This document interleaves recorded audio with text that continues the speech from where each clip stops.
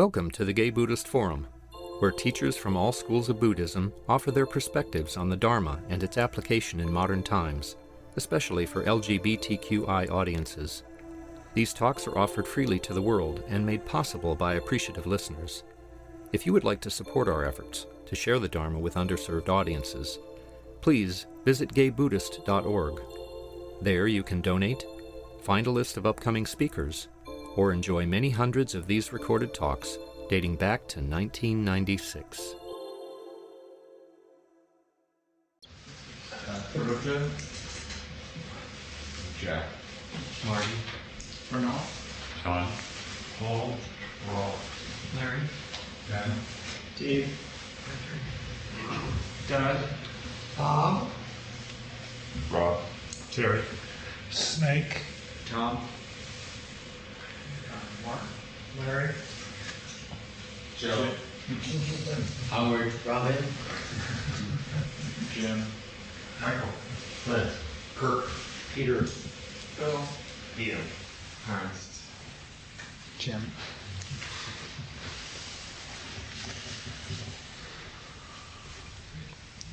Oh, I should be good.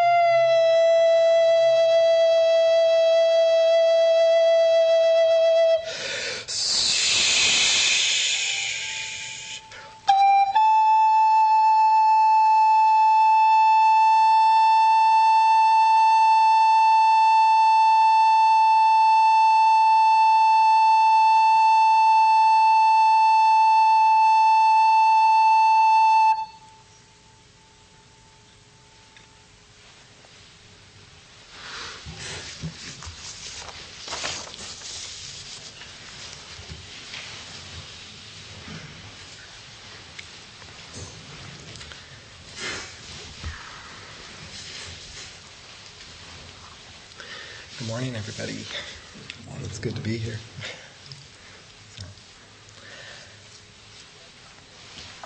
I'd like to talk today about a set of Buddhist practices which are often referred to as the four immeasurables. And I'd just like to give an overview of them. They form a core practice, or a set of core practices in many Buddhist traditions. So I thought I would discuss them today, touch upon them. Are people here familiar with them, the four immeasurables, or some? Raise your hand. Yes, a few. Okay. So they're also called the four Brahma-viharas, which means abode of the gods. So that is that these sets of practices will open one's mind and heart into a very expansive state. The implication is that they will have the capacity to transform you in an almost cosmic way. But it takes some persistence. It doesn't happen overnight. So.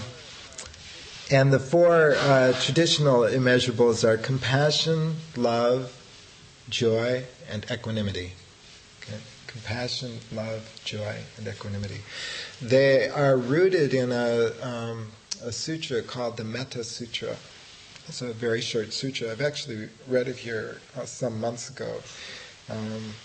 But the sutra, in that sutra, the Buddha explains that if you wish to enter the peace of nirvana, the way to do so is to treat all living beings as if, like a mother treats their only child.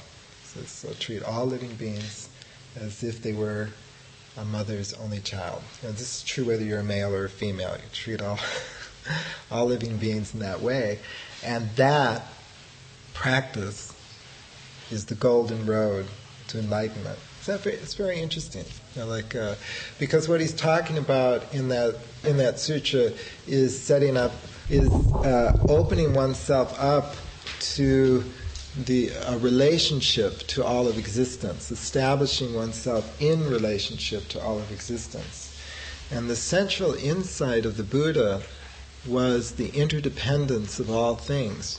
See, that everything exists interdependently, nothing exists separately. But we have the habit of mind that views things as if they do exist on their own, that views things as if they do exist separately.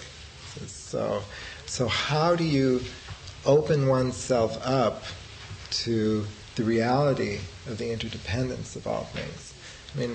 And there's a group of Buddhist practices which focus on analysis, as the key to comprehending the interdependence. So this form of thinking is to examine things very closely and try and find something about any existing thing which exists separately.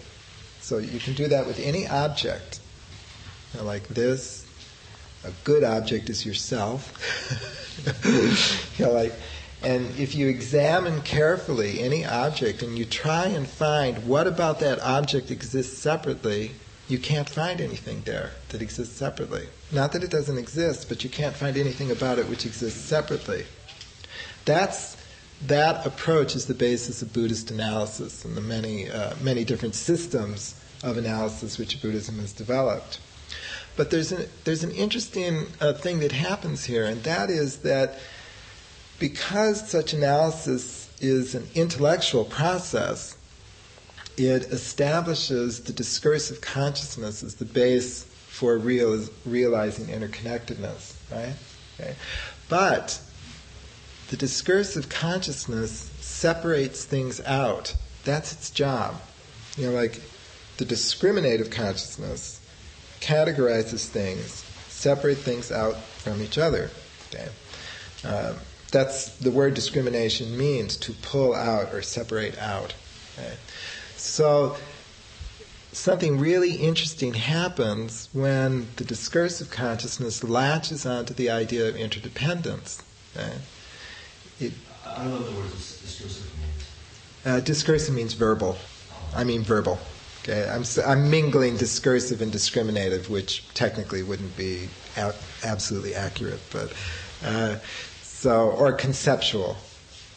So something very interesting happens when the intellectual consciousness latches onto the idea of interdependence. It separates people into those who understand that reality and those who don't. because the discriminative consciousness can't help it. That's what it does. See, that's what it does with any kind of material that it's given. Isn't that interesting? See, like you could actually meet many people like this. Like everything's interdependent, and those assholes don't understand that. See, that's how the discriminative consciousness works. That's how it works. You see, I mean, so the practices of the four immeasurables, however, are practices aimed at heart wisdom, the wisdom of the heart. That's why you have to take a step beyond sort of intellectual understanding, into a meditative kind of practice, because it is the heart wisdom which truly understands the interconnectedness of all things. See? That is where the wisdom of compassion, love, equanimity, and the comprehension of interconnectedness really arises. The problem is that we don't recognize when that wisdom is present. So the first thing is to be able to recognize its presence, so that you know when it's there and when it's not there. So these practices are done in a progressive way, so that we can become more familiar with their presence, and as our familiarity grows, then we can expand that wisdom and that understanding of the heart. So what I'm saying is that this kind of wisdom, the wisdom of the heart, can be cultivated. Just like the wisdom of discrimination can be cultivated and expanded upon and built upon, right? The wisdom of the heart can also be cultivated and developed. Okay? For most of us in this culture, that wisdom is highly atrophied, because you don't get any rewards for it. So, but it's nascent there. It's nascent, and you always start developing this wisdom from a place that spontaneously appears. So I'll get into that. So let's begin with compassion. Incidentally, these four aspects, there's obviously a lot of overlap between the four perspectives. I mean, particularly compassion and love. But just for purposes of discussion and practice, we can distinguish, certain emphasis. In this group of practices, compassion has to do with sympathy, empathy, and caring. Caring for others. So, the Bodhisattva Kuan Yin is a manifestation of compassion, and she is one who responds to distress, responds to the cries of the world out of sympathy. That's her image and her meaning. So the process in this is to first of all have sympathy and empathy and caring for yourself. So you start with yourself. So actually, it's very funny. I've actually found that many people find this step extremely difficult. It's it seems for a lot of people it's easier to have compassion for others than it is for themselves. I've run into this over and over again in teaching people these practices. But traditionally you start with yourself. For example, the practice is a verbal practice. It's what I call a contemplation. So you would say to yourself, may I be free from suffering. May I be free from anger. May those kinds of phrases. May I be free from suffering. May I be free from distress. May I be free from anger. And traditionally, there's several categories of people. Like you start with yourself, then you would move on to what is called a benefactor, or people who have helped you. This is actually usually the easiest one, and for a lot of people I've taught this, I've recommended that they start with that one rather than with themselves, because it's amazing what a low opinion we all have of ourselves. So people who have helped you, like may those who have helped me be free from suffering. May those who have helped me be free from anger. May those who have helped me be free from harm. Like that kind of contemplation. So how do you focus? How do you do this kind of contemplation? I mean, there's all sorts of, depending on the traditions, there's all sorts of ways to bring one's attention to this kind of practice.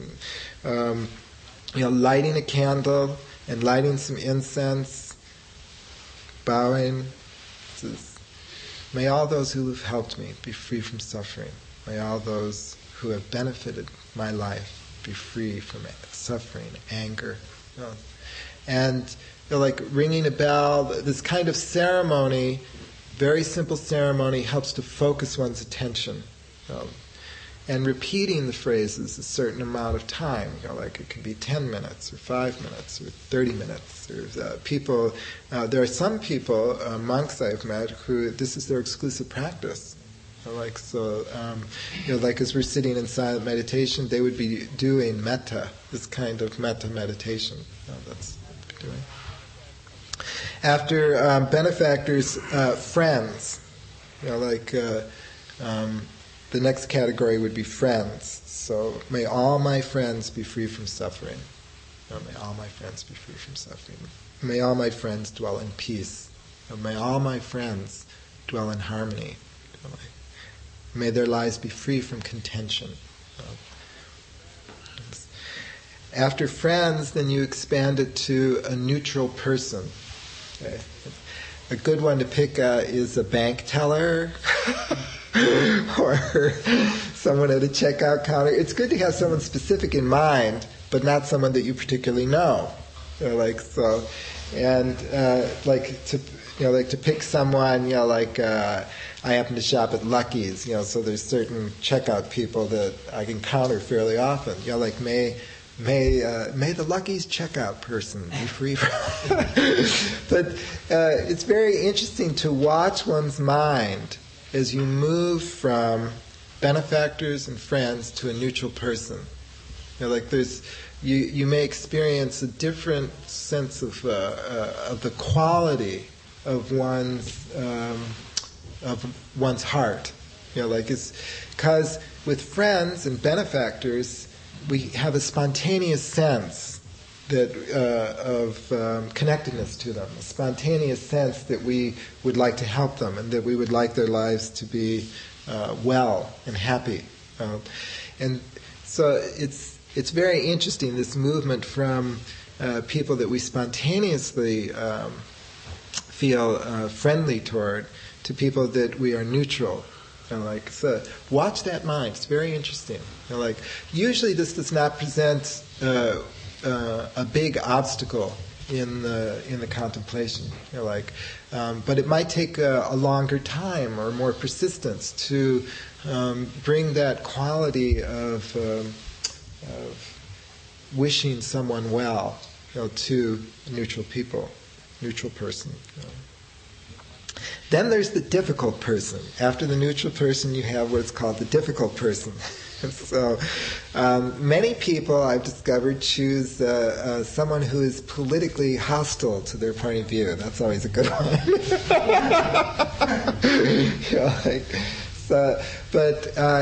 It's really good to choose someone that you have a spontaneous feeling of repulsion for. At this point in the process, someone that you deeply dislike.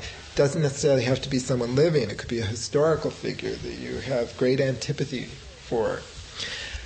One of the difficulties at this point in awakening this heart of compassion is that people often feel that wishing a difficult person well means approving of their of what they're doing. So it's important to make a distinction between wishing someone well and approving of what they're doing. And this kind of contemplation can make that clear, can make that difference clear. In the Metta Sutra, the Buddha says you should treat all beings as if they were your only child. Okay?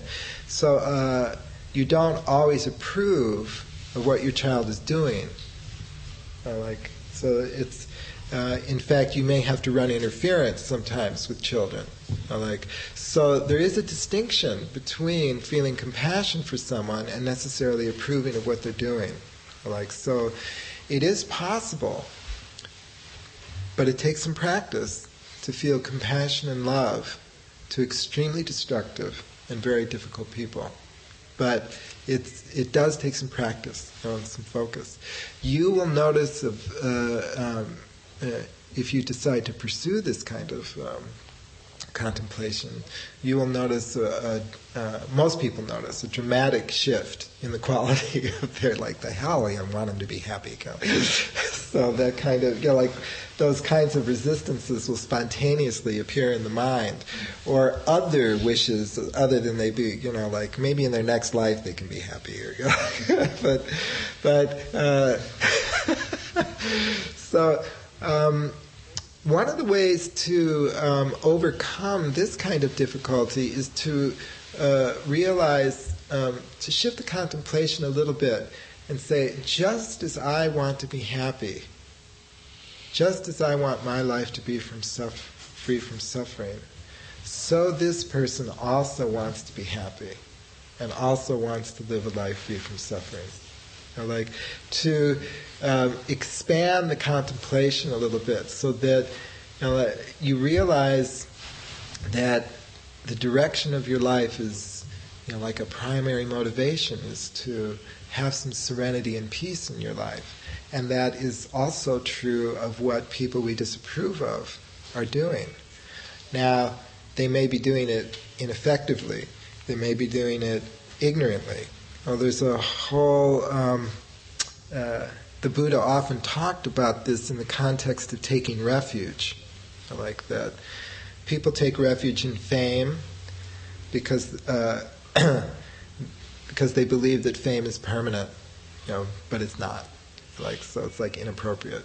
People take refuge in power, because they believe it will protect them, but it will not.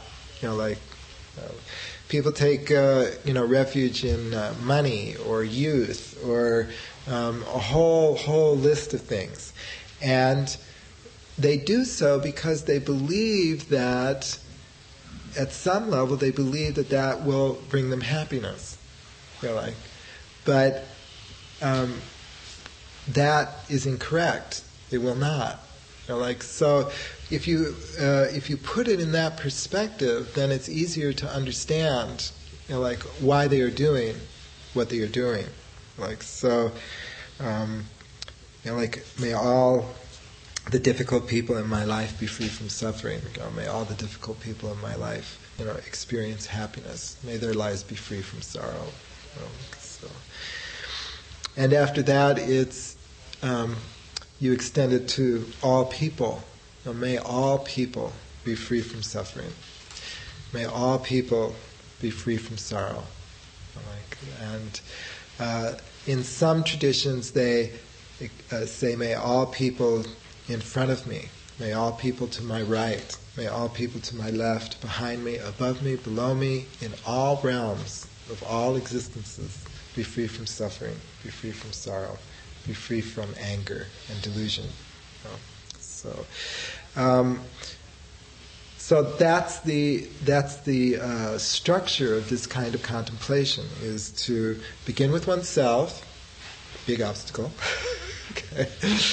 Move on to people who have helped you in your life, benefactors, friends, neutral people, difficult people, all people and all sentient existence.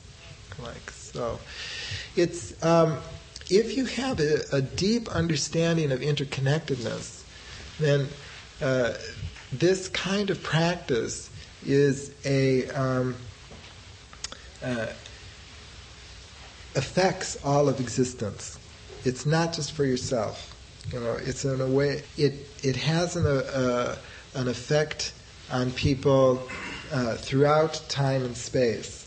But to bring it down to a more concrete level, cultivating that heart of compassion has remarkable effects in one's daily life. Sometimes the effects are difficult to see because it's a matter of what hasn't happened rather than what has happened. It's a matter of you're out shopping and the person who's waiting on you, maybe they're very tired or something, they might be surly. And because you've been practicing this kind of metta contemplation, spontaneously arises your wish that they be free from suffering, that their anger comes to an end. And you don't respond with your own anger. What you respond with in your heart is a wish that their own suffering ceases. And so what hasn't happened is a confrontation. A little confrontation, the kind I'm talking about. So it's the effect of these kinds of practices are often manifest in absences rather than presences. But but it also often manifests as people who do this kind of practice and people who have a good heart, what we call a good heart, are nice to be around. We like being around them. And it's very interesting. Why is that? It's because we don't feel threatened, we don't feel under attack, we don't feel like we're going to have to defend ourselves, we don't feel like we're walking on eggshells because we might say the wrong thing. All of that gets to be put aside. It's very relaxing to be around people who have that kind of presence. So there are very real this world effects to this kind of practice, to developing this kind of heart.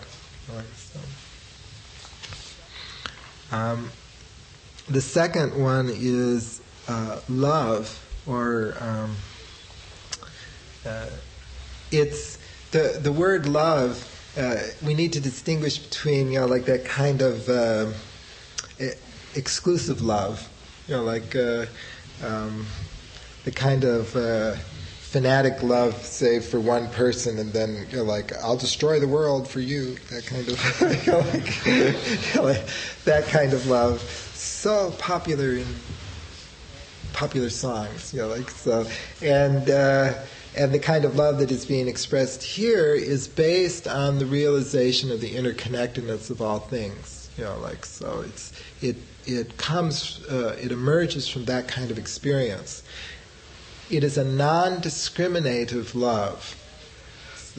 When the energy of love comes from the discriminative consciousness, that's when it becomes very destructive, because it is the discriminative consciousness which seeks to separate. So.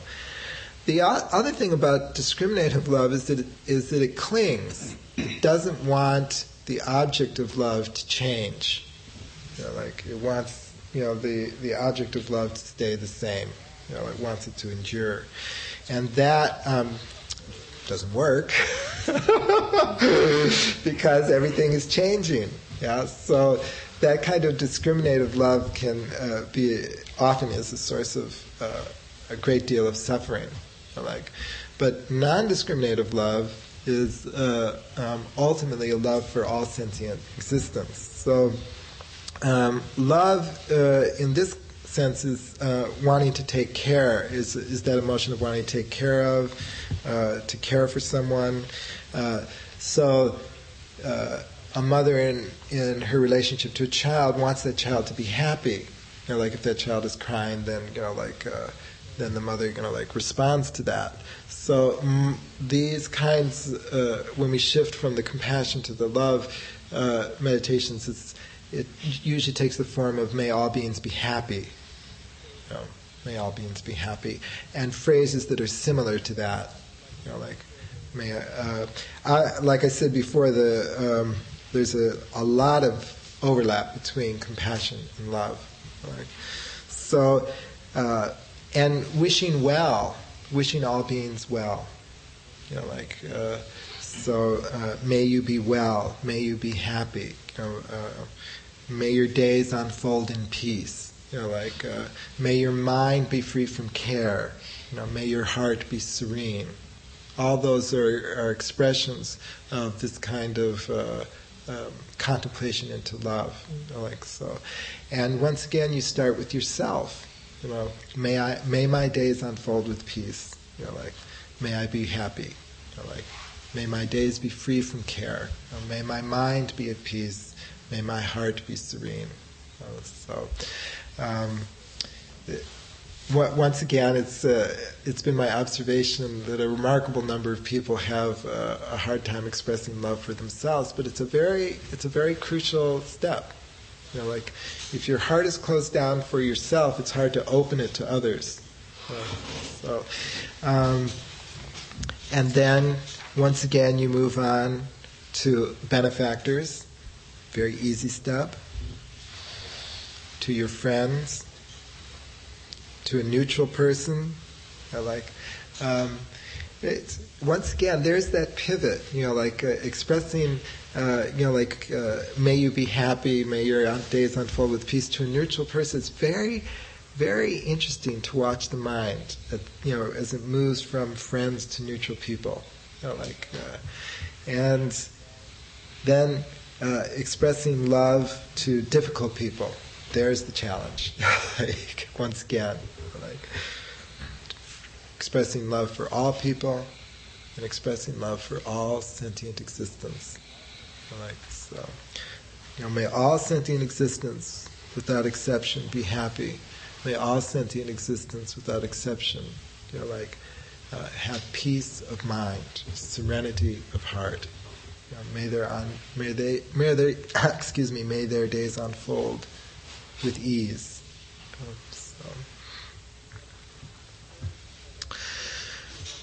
The third one is joy, or it's often called sympathetic joy. And this is an expression of happiness at other people's good fortune. Okay?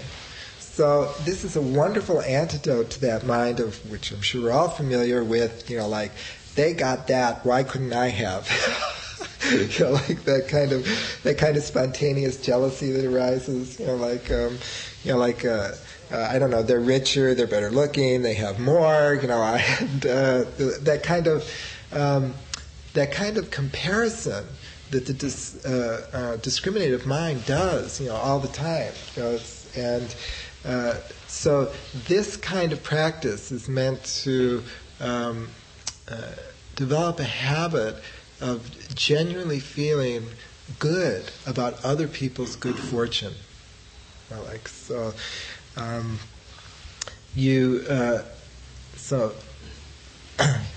mean, you can express it very simply, you know, and sometimes it is expressed very simply. May good fortune find you and stay with you all of your days. You know, like, may good fortune find you and follow you all your days. You know, and once again, you begin with yourself. You know, like, may good fortune find me. You know, like, may my life be easeful. You know, like, and with when it's directed to oneself, it's good to think about something that you've done that you like about yourself, something specific. You know, that helps when people have difficulty expressing sympathetic joy about themselves. Everybody has something that they've done that they like about themselves, even if it's that day that you made the perfect cup of tea. You know, like, that's good enough. Like, so, you know, like to start with that. You know, like, then expressing sympathetic joy to benefactors. You know, friends, the neutral person, sympathetic joy to the difficult person. I think this is the hardest one. Like to someone who is very destructive or that you find very difficult, and wanting, may you abide in happiness, may good fortune find you.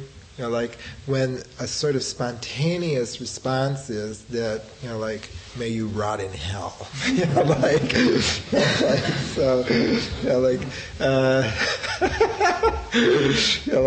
But what the sad thing about that is that attitude puts us in hell. So let's get both of us out. But once again, watch your mind. As you engage in these contemplations, watch your mind. And not only watch your mind. When I say mind, I actually mean what shin, or the heart center. There's times when you feel a spontaneous sense of joy in another person's good fortune, and there are other times when, boy, it's like, that's great. It just seems to to take a tremendous effort to pull it out of your but this kind of practice will make it much more easeful to feel spontaneous and sympathetic joy for all the wonderful things that are happening to other people. And one of the benefits of this is that it makes your life much more serene, because you stop engaging in that checklist of that sort of competitive checklist about how much other people have and how little you have. You see, it's endless. There's always somebody who has more. There's always somebody who has a better job, has a bigger house, has a nicer car, whatever it is. So that kind of relationship to the world is never resolvable. It never brings any kind of comfort. In a sense, you could call the discriminative mind suffering itself. Because that kind of checklist always puts you in a competitive and combative position with existence. And of course, existence eventually wins. But feeling sympathetic joy for someone, we don't feel competitive or combative. We can all think of times when we've been genuinely elated at someone else's good fortune. And it's wonderful. It's very easeful, and your life,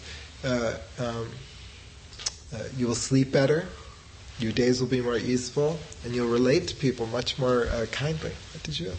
Yes? Well, I was just saying that the nature of the things that one is wishing for these others come from the boundless well. Mm-hmm. There may be apparently a limit to material goods and services on the planet, but joy is infinite. And the thing you're wishing for them will liberate them from the activity that you find so disagreeable. Right. Right. That's an excellent point. That these are not material goods. These are expressions or facets of the reality of interconnectedness. What we're cultivating is the realization of the interconnectedness of all things. These are gates to that understanding. These are gateways to that understanding. And that realm, as David said, is boundless. Absolutely unlimited. Endless supply. Go down to the compassion store, always full. And the fourth one is equanimity. And this is a very important one. It's interesting to me that traditionally they put it last. But equanimity has to do with acceptance. And a lot of the agitation that occurs in the world, both in ourselves and others, has to do with frustration over various things that have happened. Like, and the boundless equanimity is to accept whatever has happened as having happened. Like that. In traditional Buddhism, this is placed in the context of karma and rebirth. Like, so the traditional phrases associated with this are things like that karma has manifested. It may be unfortunate that karma has manifested, but it has. And traditional Buddhism would see it as the confluence of conditions from past lives coming to fruition. That's often very difficult for Westerners to feel, to get a good feeling for. But it, there are in the Western culture certain contemplations which are very similar. So there's a famous serenity prayer, may I know the wisdom. May I have the wisdom to accept what I cannot change and change what I can. And the wisdom to know the difference between those two. So the practice of equanimity is to become aware of one's personal limitations, what one can do, what one cannot do, and that ultimately that is okay. That whatever has appeared in this world, it's not good, it's not bad, it's simply what has arisen. And it's a good cap to these other practices, because sometimes like that Kuan Yin energy of constantly reaching out to help people can at times be very clumsy. There's a wonderful story I heard it in Korea, about Kuan Yin heard the cries of all the suffering beings in hell, right? So, and Kuan Chien Pusa means she who hears the cries of the world. So she hears the cries of the suffering beings in hell, and so she descends into hell. Kuan Yin descends into hell, and she's overwhelmed by the suffering there, and she bursts into tears, and her tears wipe away the negative karma of all the beings who dwell in the hell realms, and in an instant they are reborn into good situations, because of Kuan Yin's mercy, right? And so for one instant hell is empty, and in the next instant it is full. Okay? Because though Kuan Yin's mercy and compassion is boundless, the capacity for ignorance and delusion is also boundless. So, there's another bodhisattva in the Chinese cultural sphere called Ho Tai. He's the fat one, right? I identify with him, right? So he's the laughing Buddha, right? He has his hands over his head, right? So Ho Tai is equanimity. Okay? Ho Tai is equanimity. Ho Tai is, can't do anything about that. Oh well.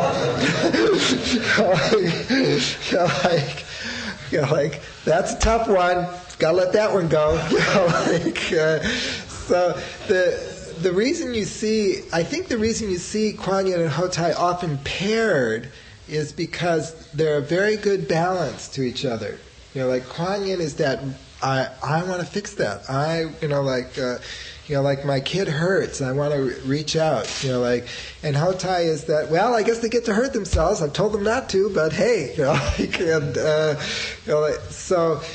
Or another way you can look at Ho Tai as Ho Tai is Kuan Yin when you have compassion for yourself in relationship to others. Okay. Ho Tai is Kuan Yin when you have compassion for yourself in relationship to others. So that's why Ho Tai is a manifestation of compassion. And it's a wonderful image of this kind of equanimity, because it's not exactly a kind of stoic indifference. It's more like, gosh, I wish I could figure out, in this situation, but I can't. So it's a releasing, a letting go. It's also an honoring of other people's journeys. It's an honoring of other people's journeys. I mean, maybe you're right. Maybe you do know, like a way out of their situation. It's possible that, that you have some insight here that they don't have. But they have to learn that.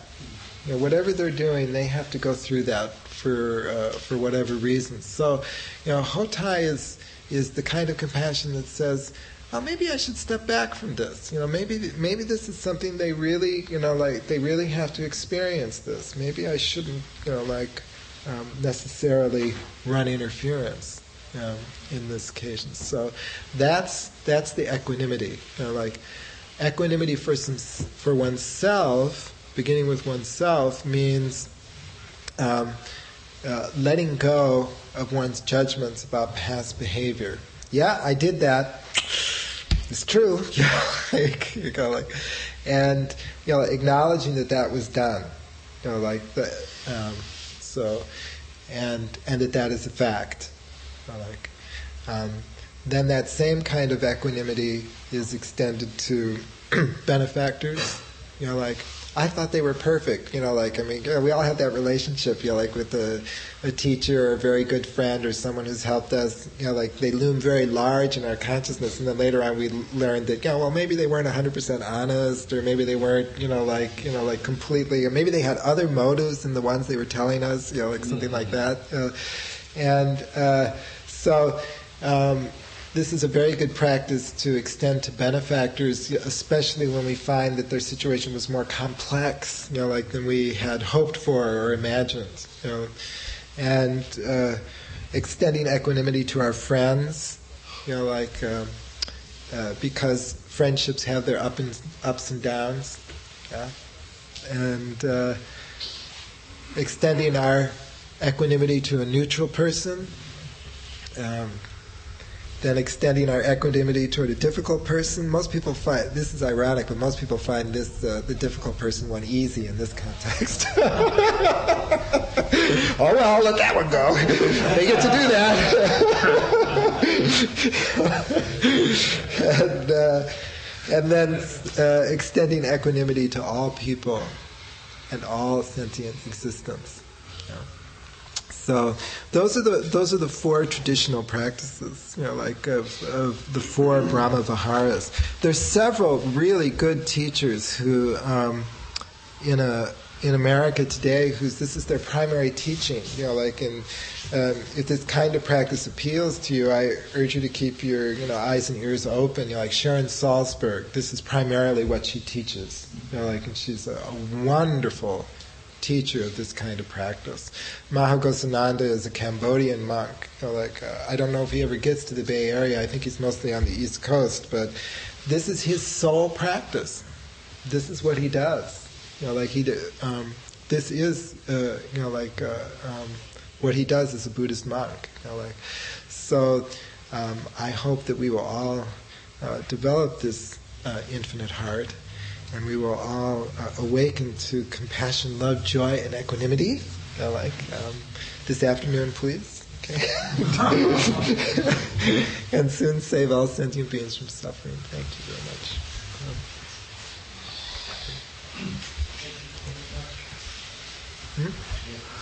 Oh, questions. Yes, excuse me. Thank you. There's time? Yeah. Okay. Okay. I was wondering how family members fit into that hierarchy. Yeah, it's interesting because it seems like in traditional Buddhist cultures, families weren't such a problem. That's our Western karma at this time. So some people I know make a separate category. You can be creative with this. I've often encountered people who will make a separate contemplation for their immediate family. Traditionally it would fall under benefactors. but because like your parents give birth to you, like so they have clearly benefited. They are a benefactor in that sense.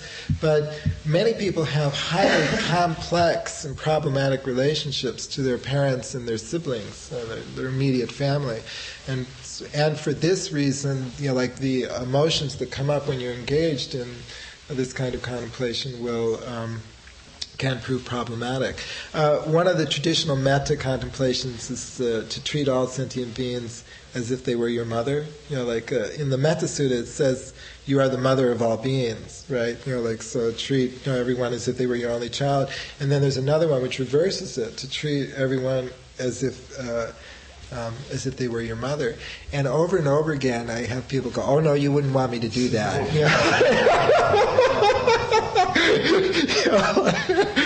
That would not be a good idea.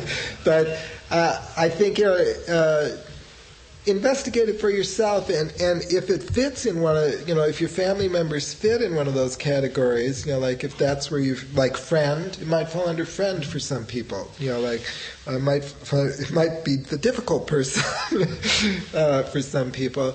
And for many people, I found, like I say, creating a separate category altogether, to extend compassion and love, kindness and equanimity to the family is very helpful. I have a fairly well-established sitting practice, and I've just been exposed to metta practice for the last couple of years now. And I was wondering if you have any thoughts about. I'm exposed to it when somebody raises it at the sitting I'm at, but how would you integrate it into one's daily practice? Any thoughts on that? Yeah. Do you have a home altar? Okay. Do you do a daily sitting at your home altar, or is it twice a day? No, that's good practice. I would conclude the sitting. Do you ring a bell at the end of the sitting? I would conclude the sitting by reading one of those contemplations. I wouldn't do the contemplation while are you doing zazen? Okay. But when the sitting is concluded, not at the beginning, at the end, when your mind is very settled, then I would read the contemplation, and integrate it in that manner. Mm-hmm. So not devote the whole sitting to it, just put it there. Right. Thanks. Also, I've heard from someone who practices in the Theravada tradition, particular one, that they approach this very slowly, and they only go as far as they feel they actually experience the compassion and equanimity.